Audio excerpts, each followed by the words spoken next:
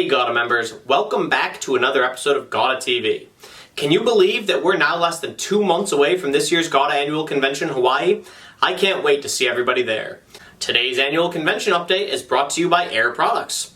Air Products touches the lives of consumers around the globe in positive ways every day. Focused on serving energy, environment, and emerging markets, Air Products provides essential industrial gases, related equipment, and applications expertise to customers in dozens of industries. Be sure to check out the Air Products booth during this year's Contact Booth program on Monday, October 2nd. GAWDA's annual convention registration has now surpassed 1,000 registrants, the most in the last 24 years. Because of that surge in registrations, the Grand Wailea is now sold out. GAWDA had secured rooms at 2 other hotels in the area, but those have both also sold out. New registrants are asked to secure their own hotel accommodations before registering for the event.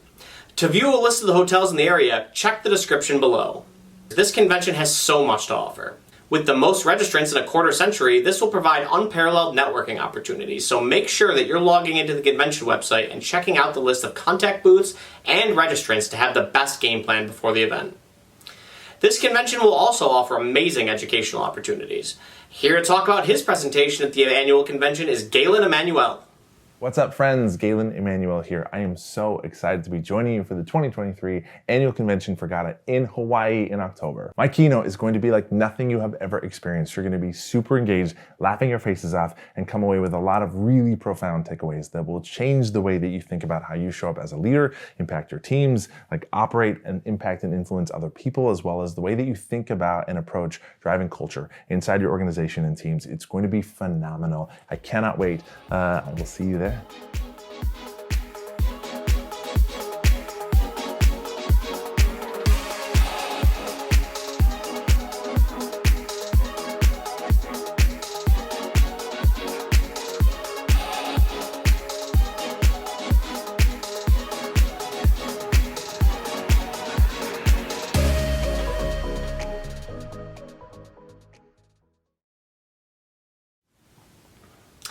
And finally, it wouldn't be a trip to Hawaii without some Hawaiian culture. The dress code for the entire event is business resort casual, so leave those jackets in the closet. And for the President's Farewell Gala, we want you to dress to impress Hawaiian style. The best dressed guest will win a prize. I'm getting excited just thinking about it. We can't wait to see you all in person in less than 2 months. We've got a great show lined up for you today, so stick around right after a word from today's presenting sponsor, Weldcoa.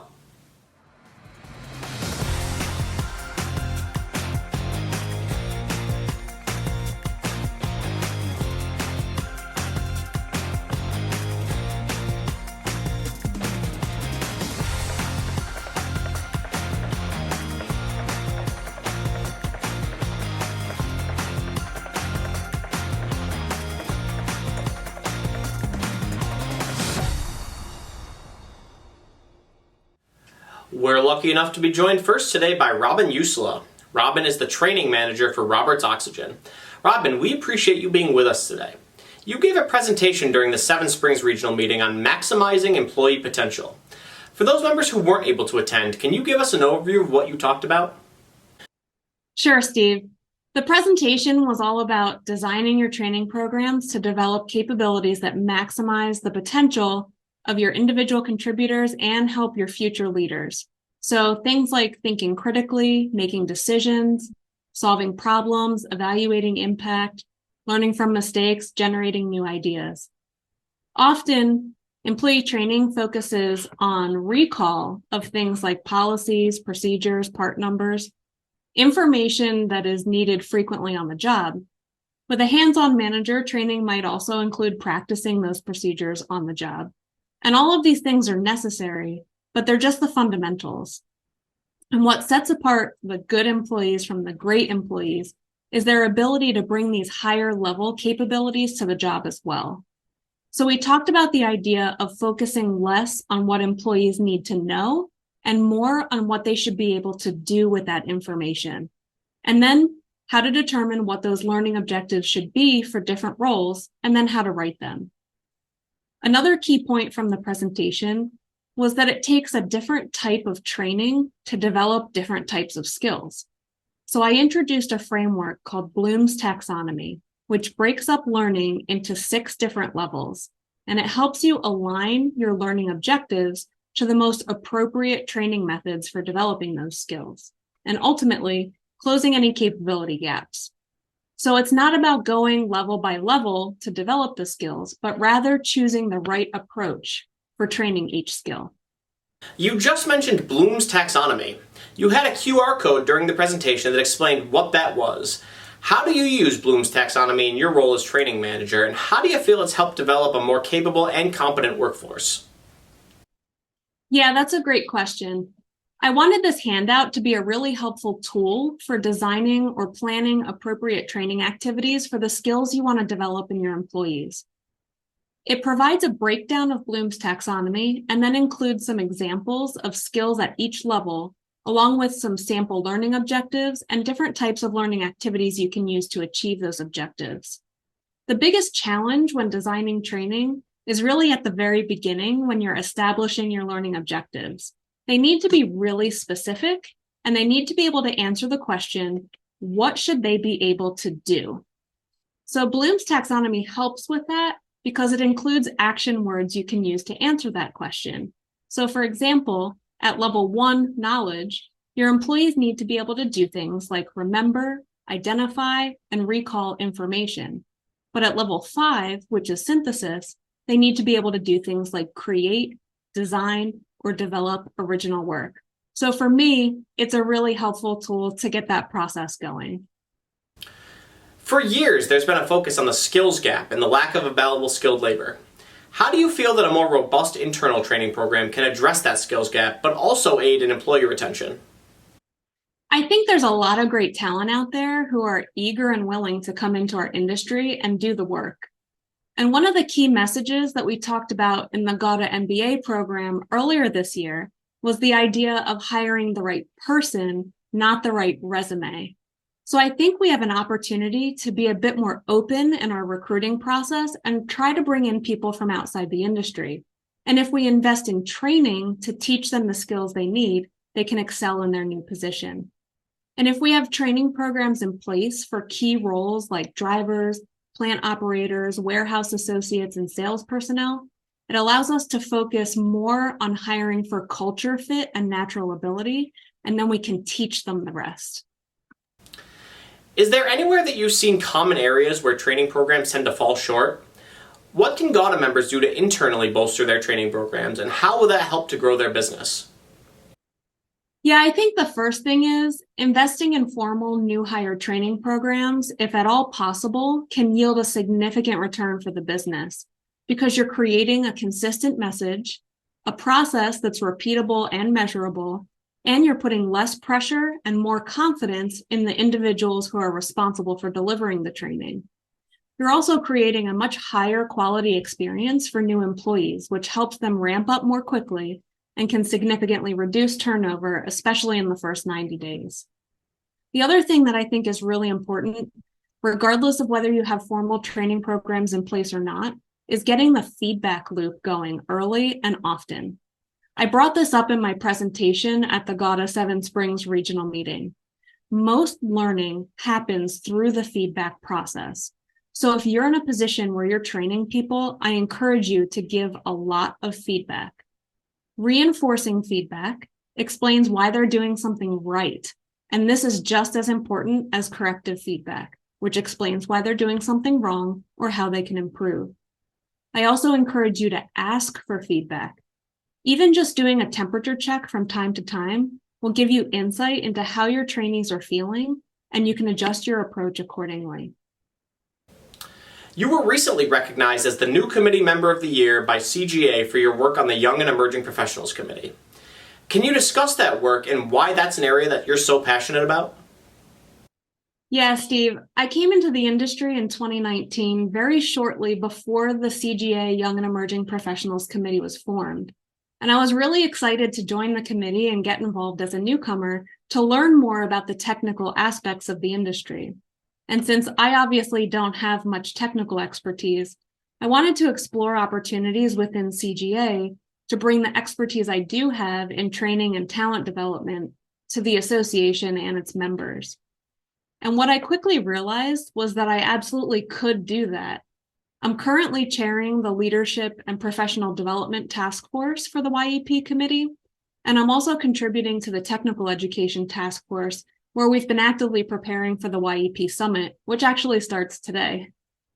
I'm also using my expertise on technical committees to contribute to things like writing safety posters, designing the new CGA handbook, and developing a new hydrogen safety education plan. Ultimately, I think that when you're volunteering your time, you can and should contribute anything you have to offer, and you shouldn't feel like you can't make a difference, because clearly you can.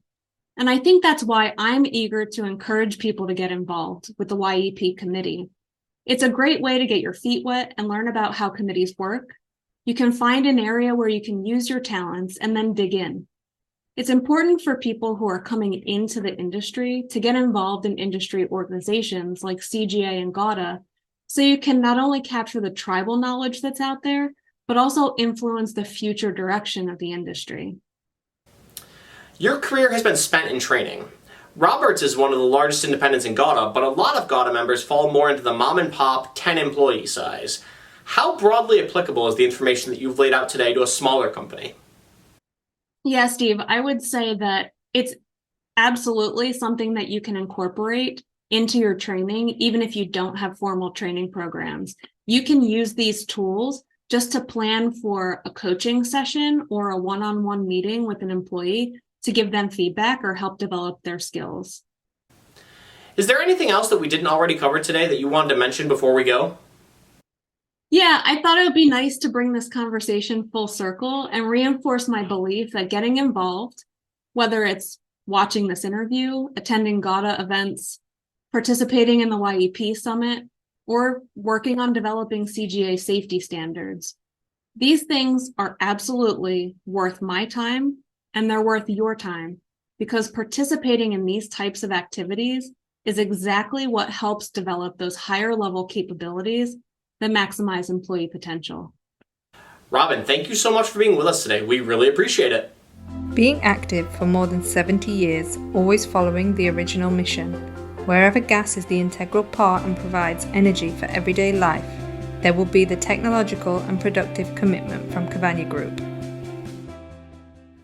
We're lucky enough to be joined next today by Greg Doria. Greg is a Senior Vice President at Lincoln Electric and the President of Harris Products Group. Greg, we appreciate you being with us today. You recently gave a presentation about intentional leadership, which is GAWDA President Robert Anders' theme for his year as president. For those people who weren't able to attend, can you give us an overview of what you discussed?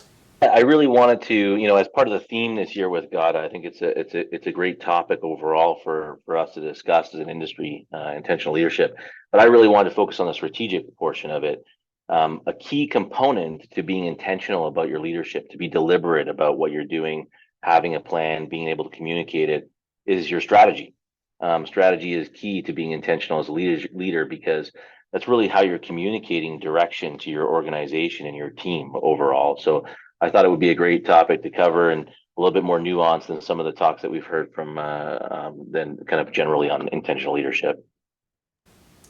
You took over as president of Harris about 2 years ago for Dave Nangle, who had been the president for more than 20 years. And on top of that, you took over at the height of COVID. Can you discuss some of the first steps that you took to be a strategic leader in that particular moment?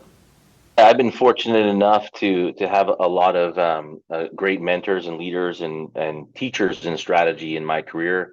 So I've had that experience, and I've moved around and changed jobs within Lincoln Electric quite a bit. So which has kind of forced me into thinking about each role from a strategic perspective in terms of how you can make that impact and provide that guidance to the organization. So here at Harris in particular, Dave was retiring post-COVID, and we just completed an acquisition, and so it was a completely different business than essentially from the day that Dave left. And so we had to build a strategy around a team in terms of what the organization was going to be, and then what were the key things that we were going to focus on in terms of what choices were we going to make, who were we going to be as an organization, where were we going to compete, and how are we going to serve our customers, and which customers were we going to focus on and serve overall in terms of, and with what products and what solutions. And so it's been an interesting experience in terms of trying to develop that. And I really like the path that we're on, but it's a great exercise in terms of as you're transitioning in, sometimes you're taking over for a leader who's been there a long time, has added a lot of value to the organization. And we see that even within the GAWDA members in terms of independent distributors in family businesses, the next generation taking over.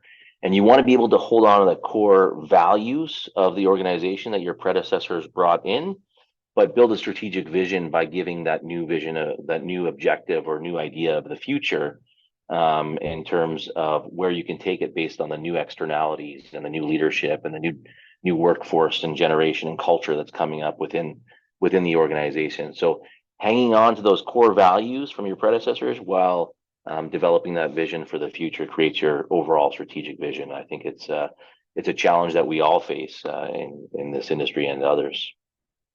You'd mentioned during your presentation that you learn from your mentors, but you can't be a carbon copy of those mentors. Can you discuss some of the ways that Harris has changed in the 2 years since you've become the president?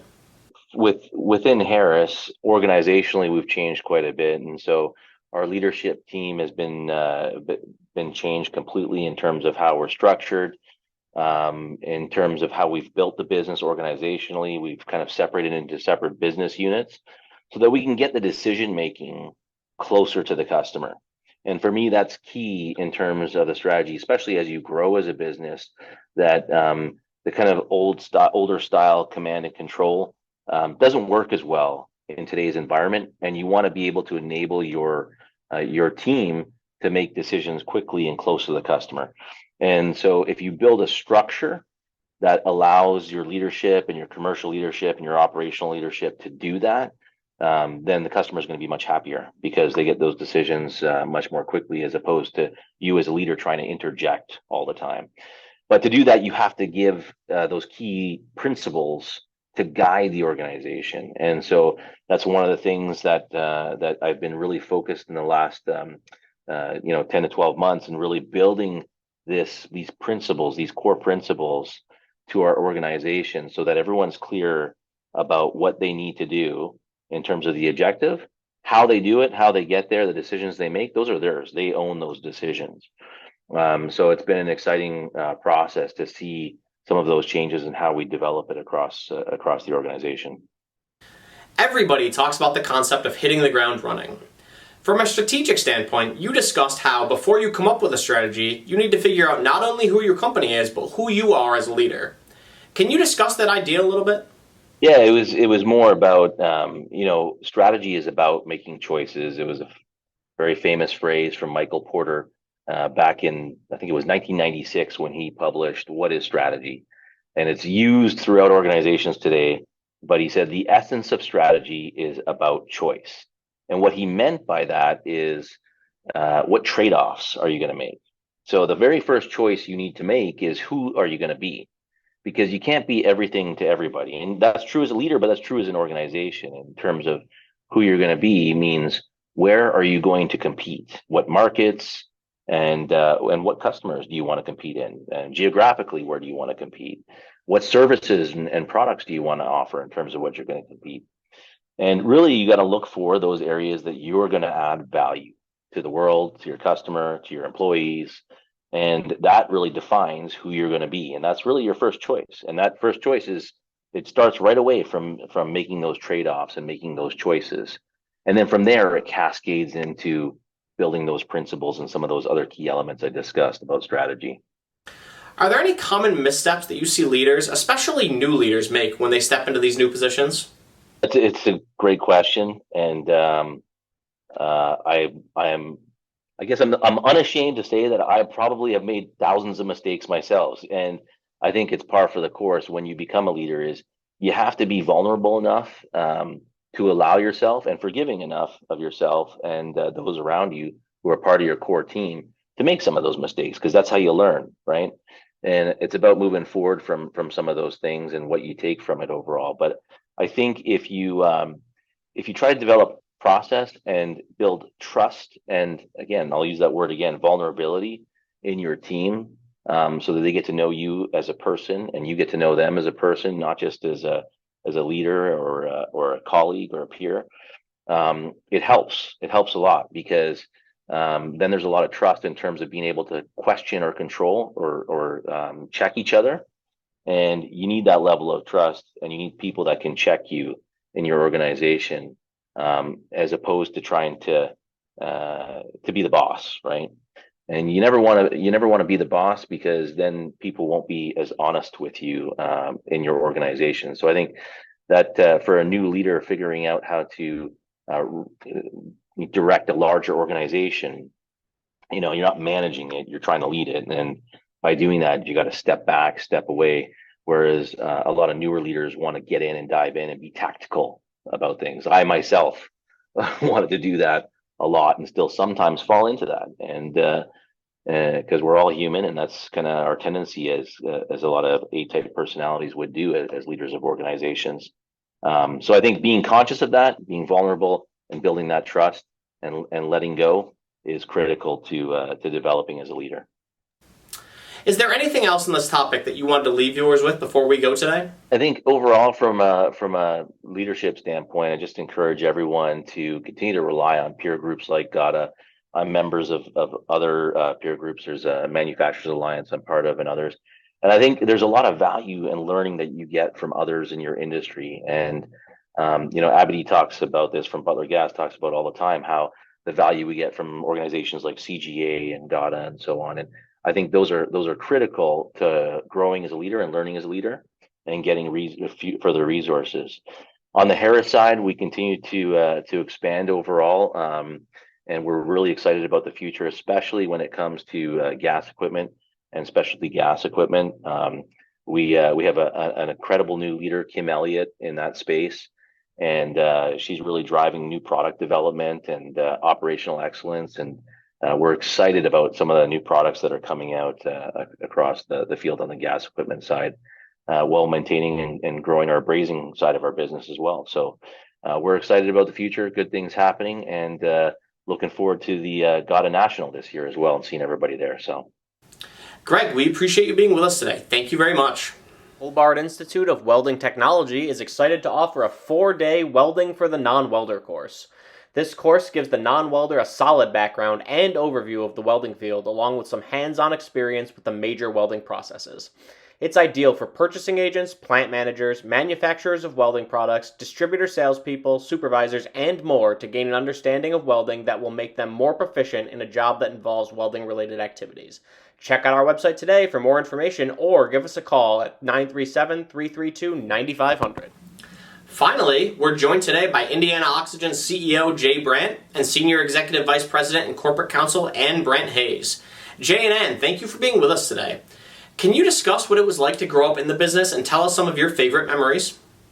Well, I think one of the things that probably all of the kids can relate to is probably working your way up through the business and having those odd summer jobs. I matched picking tickets in high school. I'd come in after school let out and do that for a couple of hours, and Jay did a bunch of things, I think. Mm-hmm. Yeah, summer jobs, painting cylinders. I think everyone shares that. I also remember attending some of the industry meetings, which was always a highlight of the year, especially if you ended up in Hawaii or somewhere fun. Still to this day, the only time I've been to Hawaii. So, yeah, good memories. Do you remember the first thing that you did in the business and when that was? Washing customers' cars, 6th grade, I think. And I think I was a junior in high school, and it was working in AP, matching up paperwork. You mentioned having to work your way up through the company. Did you ever have a least favorite job? Washing customers' cars, 6th grade. Probably being locked in the filing room for a summer, ripping papers. We didn't have any windows. It was dusty. Yeah, I would say those summer catch-up jobs of catching up on people's old filing and matching and clearing out old paperwork that needed to be recycled and shredded. Those were, I agree. Yeah. Was there any point growing up where you thought that you wouldn't end up at ILC or that this wasn't for you? Yeah, I think I felt that for a long time. So I was had a previous career as an attorney and didn't really liked my job and liked my firm, liked the people I worked with and liked what I was doing. And then Dave Kaplan, who was our CFO at the time, came to talk to me and sort of laid out his timeline for his retirement and gave me a deadline for, as he put it, when the train was leaving the station. And so I had a couple of months to just really think about it. And the more I thought about it, the more I realized that it was where I wanted to be. So I made the switch when the time came, and it was the best decision I'd ever made. I actually haven't had that moment. I don't know why, honestly, because I also don't remember a moment where it was like, that's what I want to do. It was always kind of the plan, not planned for me necessarily, but I saw him go into work and how passionate he was about the business, and I whether or not it was an actual thought in my mind or just kind of subconscious, it was this idea that I see what he's doing. He's definitely loves it. Unlike Anne, I didn't have any aspirations to be a lawyer, a doctor, or something specific like that, and it seemed like a great opportunity. So, no, I haven't had that moment. Do you have any relationships with other family businesses within GAWDA that you're able to confide in or bounce ideas off of? So we're members of an information sharing group, the big group, and I would say that they have been such a key resource, I think, for both Jay and I, mentors, other family members, family businesses, being able to ask them questions, knowing that they had gone through similar challenges or faced similar issues, and they're always a really good source of advice and best practices, and it's really been nice having them as a resource and as friends too. Yeah, that's my answer. I mean, we have this fantastic group of families and businesses who are all really good at what they do.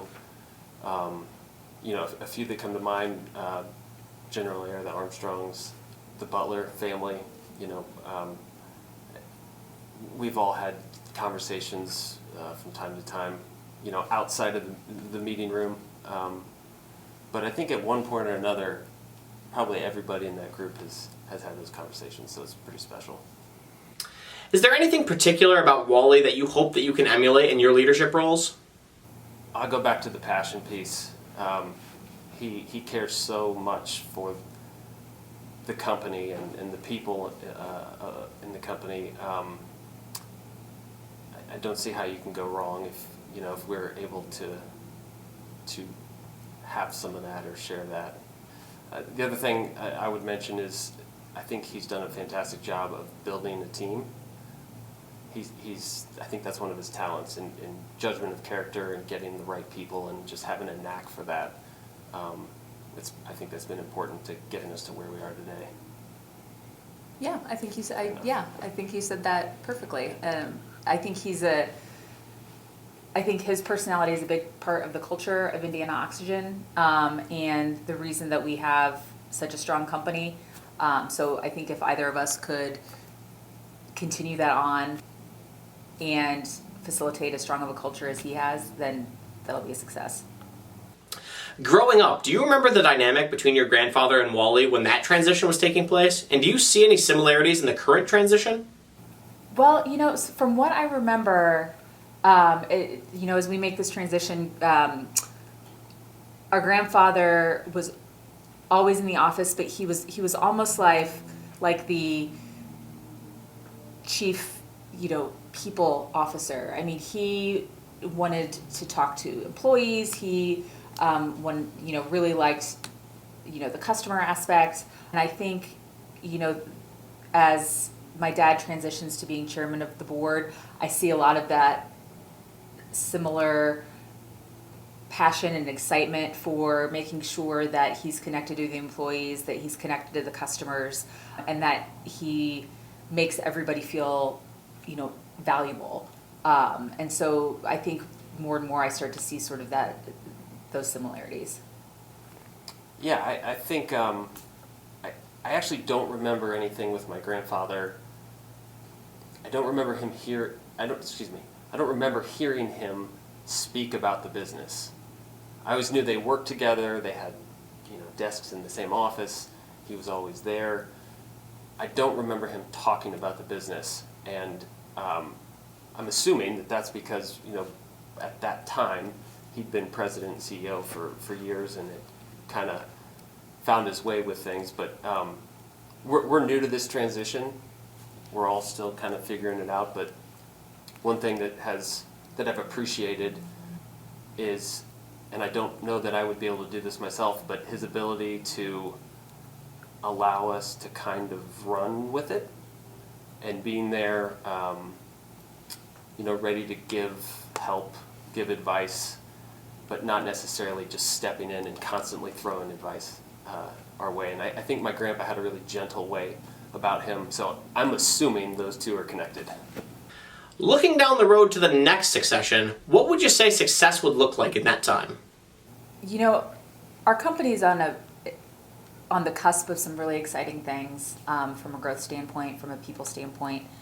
We have some pretty audacious goals that feel very attainable, that I think probably 6 or 7 years ago wouldn't have felt so attainable. And so I think, looking back in 25 years, if we can say that we accomplished our goals while keeping the culture that my dad has built, then that's a success. Yeah, I don't think I can answer that better. I mean, the spirit, the culture that he's helped create, and the core values that are part of that, as long as we're doing business and have helped, have let those guide us, I think that's success. What's your favorite part about coming to work every day at Indiana Oxygen? I'd say each day's different. Everybody has those tasks that they have to accomplish each day, but there's always a curveball thrown, or a new problem or a new opportunity, so it keeps it exciting and fresh. I know a little bit of what tomorrow's going to be like, but I don't know everything, and that's really fun. I think, at this point it would be hard to go work for somebody. We get the opportunity to, it's always been fun working, with our dad. And now it's definitely in a different capacity. It's been fun just in the last 2 months. I think Ann and I kind of view the business a little different, just with the transition, and maybe a heightened level of responsibility. So I'm actually working more with my dad than I have, so that's great. But Ann and I think are also working more together, and luckily we don't have any issues. We play nice. But no, I think just having the ability to come work with family is pretty special. For other GAWDA members who are beginning the succession process, do you have any advice that you can share? I can offer advice, but you also have to recognize that these things can be messy, and there's a lot of opportunity to get them wrong. I think the only way that you can avoid that is to have conversations and be honest with each other as early as you're able to as a family. That may not be able to start on day one, and for us, quite frankly, I think it took a while, but that's fine too. At some point, the ability for everyone to share their aspirations and personal dreams for their career in the company, that has to be on the table. But yeah, I think we were fortunate enough that we all kind of have a similar vision for what the company could be, and similar goals. And I think my dad saw how it could go wrong, and really thought about succession a long time ago, and started putting the framework in place so that when the time came, we would sort of almost have an operating manual. And that's not to say that everything you can plan for any circumstance or any curveball that can get thrown your way. But the fact that he knew that it was something that needed to have thought and needed time to construct sort of a roadmap, I think is key. I think maybe that doesn't happen a lot, it can be painful, and so maybe you don't think about it until you really need to, and then you're kind of scrambling. I also think that another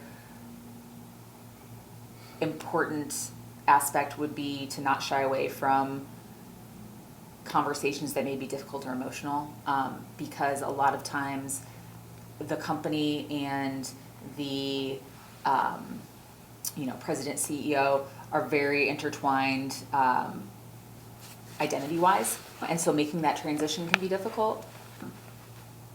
And it's important to power through and to make sure that everybody is having an open, honest conversation, even if there's the potential for hurt feelings or tackling difficult subjects, because it is a difficult subject. And I think we've done that really well. With other family businesses, people have stressed the importance of keeping the family and the business separate so that you aren't bringing family issues to the office or office issues to the Thanksgiving table. Can you expand on that idea? I mean, I think it's good in practice, and I think in an ideal world, that's what you would do. I think realistically, it's very hard, especially when, especially with my dad and Jay and I, if you're passionate about it and you love it, it's naturally something that you're going to talk about. And sometimes, honestly, on Sunday evening when we're all sitting around, maybe the only time that we can have some quick conversations about some issues that have popped up or some topics that we want to discuss. So I think that I think more than keeping a wall, I think it's all about balance. Jane Ann, we appreciate you being with us today. Good luck in your new roles.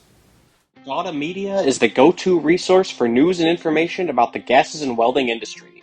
Through our wide variety of publication platforms, GAWDA Media keeps our members up to date on all of the most breaking news, emerging trends, and member events in the industry. Want to get your company's message seen? We have a quarterly print publication, a twice-monthly newsletter, an online buyer's guide, and a twice-monthly news show. If it's happening at Gases and Welding, it's happening on GAWDA Media. Want to learn more? Contact your GAWDA Media representative today. Hi, this is Colleen Kohler from the Member Services Committee here at GAWDA, and I'm here with Alicia Coates from Abacor Benzel. Thank you so much for joining us today. Thanks for having me. Yes, absolutely. So can you tell us a little bit about your organization and your role there? So Abacor Benzel, we're a welding equipment manufacturer. We are a German company, but we're based out of Frederick, Maryland, so that's where I work. Our North America headquarters are in Frederick, Maryland. I'm a marketing specialist there, so advertising, social media, publisher ads, anything that really falls under that umbrella, we take care of for the North American market. Great. So Abacor has been a member of GAWDA for some time, but you are a new member within Abacor coming to GAWDA. So can you share with us what you were looking forward to coming to the event today? Yeah, so I just recently started with Abacor back in August, so I'm fairly new to this industry. So I was just really looking forward to getting to meet so many new faces, especially get to connect with the women in the welding world as well, too. That's just a great connection and a great resource that you all provide. So you attended the Women of Gases and Welding Committee meeting today. Can you share a takeaway that you got from that meeting today? That was really nice because it was a smaller scale of networking. So you really got to have those more intimate conversations with people and connect on a higher level too. So it was a great resource, and I don't really know anyone, so that was really nice to be a part of. Awesome. Well, thank you so much, Alicia. We really appreciate it. And welcome to the association. Today's member news segment is brought to you by Anthony Welded Products. With carts, cradles, cages, and pallets, Anthony has a model for every purpose. The third quarter issue of Welding Gases Today is online now and should hit desks shortly.